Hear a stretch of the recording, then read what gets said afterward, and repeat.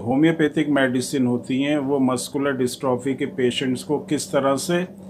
Cure करती हैं, उनकी कंडीशन में इम्प्रूवमेंट करती हैं और किस चीज़ से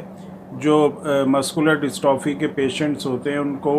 वो महफूज रखती हैं या उनको प्रोटेक्ट करके रखती है। क्योंकि हमारा ज़्यादातर लोगों का यही मानना होता है कि मस्कुलर डिस्ट्रॉफी एक ऐसी बीमारी है जिसका कोई भी ट्रीटमेंट नहीं है। एलोपैथिक सिस्टम में जब कोई पेशेंट जाता है तो उसको यही बताया जाता है कि आपको मस्कुलर डिस्ट्रॉफी है, अब इसका कोई भी ट्रीटमेंट नहीं है, कोई इलाज नहीं है, आप ये मल्टीविटामिन वगैरह या फिजियोथेरेपी वगैरह जो है करा सकते हैं और इसका कोई भी इस तरह का इलाज अभी नहीं है। और आदमी जिसको मस्कुलर डिस्ट्रॉफी होती है वो बहुत ज़्यादा मायूस हो जाते हैं और परेशान हो जाते हैं और वो नाउम्मीद हो जाते हैं और बैठ जाते हैं कि किस तरह से अब उनका आने वाला टाइम कटेगा। इसके बारे में उनका जो है ज़्यादातर प्रॉब्लम या फ़िक्र रहती है। लेकिन एक ऐसी फैमिली के बारे में आज मैं बात करूँगा जिसमें 4 लोगों को जो पेरेंट्स थे, फादर, मदर और उनके 2 बच्चे, दोनों लड़के और माँ बाप। उसमें क्या था, बच्चों की जो एज थी वो जो बड़ा लड़का था उसकी करीब 6 साल और छोटा बेटा जो था उसकी जो एज थी वो करीब 4 साल थी। इसमें फिर जब उसका जो फादर था उसकी जब एक एज आती है करीब 35 या 37 के करीब उसकी एज होती है, तो उस एज में जो फादर होता है उसको एक प्रॉब्लम ये आती है कि उसकी जो पैर होते हैं उसमें उसको कुछ वीकनेस महसूस होती है और ये जो वीकनेस होती है ये उसको आहिस्ता आहिस्ता इस तरह से लगता है कि वीकनेस बढ़ रही है। जो कि पैरों में वीकनेस थी वो अब ऊपर टांगों में भी उसको आने लगी, टांगों के बाद जो उसका थाई एरिया है वहाँ पर आने लगी, पेल्विक एरिया, स्पाइन में, और फिर उसके बाद जो है हाथों में ये वीकनेस जो है उसको होने लगी। मतलब पूरी बॉडी उसकी जो है वीक होने लगी और बहुत ज़्यादा बॉडी उसकी वीक हो गई और उसके बाद जो है उसको सांस लेने में प्रॉब्लम होना, इस तरह की कंडीशन जो है उसकी हुई। क्योंकि जो रेस्पिरेटरी सिस्टम होता है उसकी जो मसल्स होती हैं वो भी वीक होने लगती हैं, जिससे पूरी तरह से जो ऑक्सीजन है वो बॉडी को नहीं मिलती और उसके बाद वो जो फादर था वो एक्सपायर हो गया। इस तरह की कंडीशन उसको बनी क्योंकि डॉक्टर्स ने बताया था कि जब उसका टेस्ट हुआ कि ये मस्कुलर डिस्ट्रॉफी है, इसका कोई भी ट्रीटमेंट नहीं है, तो वो नाउम्मीद हो गए और उन्होंने ज़्यादा फिर कोशिश भी नहीं करी और जो फादर था वो उसका जो है उसकी डेथ हो गई। उसके बाद जो उसका बड़ा बेटा था वो करीब जब उसकी एज 7 साल या 8 साल के करीब थी तो उसको भी इसी तरह की प्रॉब्लम हुई, टांगों में प्रॉब्लम हुई, फिर उसके ऊपर की जो बॉडी होती है, जो थाई एरिया होता है, पेल्विक एरिया होता है, स्पाइन होता है,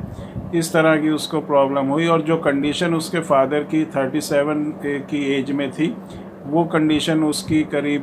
जब वो 11-12 साल का बच्चा हुआ तो उसको इसी तरह की प्रॉब्लम, इसी तरह की वीकनेस उसको हुई। प्रोग्रेसिव डिजीज़ है, आहिस्ता आहिस्ता ये प्रॉब्लम बढ़ती रही और वो जो बड़ा लड़का था जिसको ये 12 साल की एज में जब वो आया तो उसको भी इसी तरह से जो उसका रेस्पिरेटरी सिस्टम था वो फेल हुआ और उसकी भी डेथ हो गई। उसके बाद जो छोटा बच्चा था, जो दूसरे नंबर का लड़का था, उसको भी थोड़ी थोड़ी प्रॉब्लम थी लेकिन वो चल रहा था और चलने के बाद जो है वो अपनी एक्टिविटी भी कर रहा था, लेकिन हल्की सी उसको बैठ के उठने में प्रॉब्लम हुई और सीढ़ियाँ चढ़ने में प्रॉब्लम हुई और उसकी कंडीशन जो है वो भी वीक होने लगी। उसके बाद जो है उन्होंने हमसे कांटेक्ट किया, हमने उनको जो मेडिसिन दी छोटे लड़के के लिए वो उसको पहले जो है स्टेबल कंडीशन करने के लिए दी गई, जिससे ये जो प्रॉब्लम है आगे ना बढ़े और ऐसी कंडीशन ना बने जिससे जो उसका बड़ा भाई और जो उसके फादर थे वो एक्सपायर हुए थे। तो पहली जो चीज़ हुई वो ये कि वो बच्चे को जब मेडिसिन दी गई और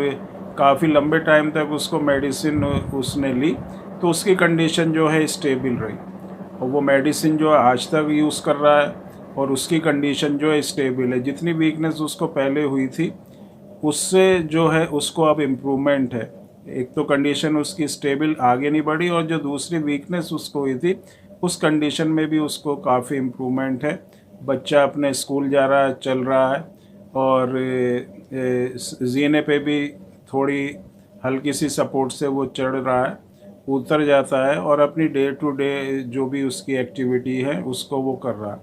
तो ये एक इस तरह से जो होम्योपैथिक मेडिसिन, इस वीडियो को जो बनाने का मकसद है वो ये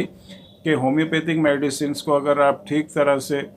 पेशेंट्स को देंगे तो मस्कुलर डिस्ट्रॉफी की जो प्रॉब्लम होती है उसमें बहुत अच्छे रिजल्ट्स इन मेडिसिन के हैं। और ये मेडिसिन जो है कंडीशन को स्टेबल रख के उसमें इम्प्रूवमेंट करती हैं और आहिस्ता आहिस्ता जब आप इन मेडिसिन को लेते रहते हैं, क्योंकि ये कोई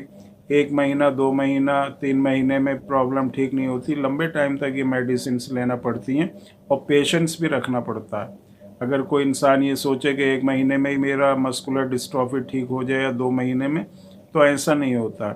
इसको लंबे टाइम तक फेथ रख के पेशेंस के साथ मेडिसिन लेना पड़ती है। और देखते हैं जो लोग काफ़ी लंबे टाइम से मेडिसिन ले रहे हैं उनकी कंडीशन जो है बहुत ही अच्छी तरह से इम्प्रूव हुई है और उनकी कंडीशन में बहुत ही अच्छा सुधार हुआ है और वो अपनी जो भी एक्टिविटी हैं वो कर रहे हैं और उनके जो इंटरनल ऑर्गन्स हैं उनमें किसी तरह की कोई भी प्रॉब्लम नहीं है।